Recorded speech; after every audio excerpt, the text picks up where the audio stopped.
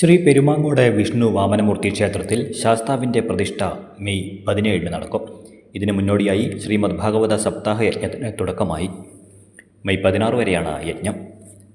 16ാമത് സംഗീതോത്സവവും 17 നടക്കും. കിഴക്കേടം രാമൻ നമ്പൂതിരി, വേണുഗോപാലൻ പർത്താനത്ത് ഇല്ലം എന്നിവരാണ് സപ്താഹ യജ്ഞത്തിന് നേതൃത്വം നൽകുന്നത്. അപ്പോൾ ദക്ഷിണൊരു സംശയം, ഇനി രുദ്രഭാഗം കൊടുക്കരുതെന്നാണ് ഒരു ശാപം. അപ്പോൾ അത് നടക്കണമെങ്കിൽ മറ്റാരും യാഗം ചെയ്യാതെ, ബ്രാഹ്മണരാരും യാഗത്തിന് പുറപ്പെടാതെ, കാരണം എന്താ വെച്ചാൽ രുദ്രഭാഗം കൊടുക്കാതെ അത് ചെയ്തു കഴിഞ്ഞാൽ ഒന്നാമത് അതിൻ്റെ ദോഷം അവനവൻ അനുഭവിക്കണം. മാത്രമല്ല രുദ്രകോപം, ഭഗവാന്റെ കോപം തൻ്റെ നേരെ ഉണ്ടാവുന്നൊരു ഭയവും. ആരും യാഗം ചെയ്യാതെ അവസാനം ദക്ഷൻ തന്നെ തീർച്ചയാക്കും ഞാൻ തന്നെ ഒരു ഗംഭീരമായിട്ടുള്ള യാഗം തുടങ്ങാം എന്ന് തീർച്ചയാക്കി ആ യാഗം തുടങ്ങുകയാണ്.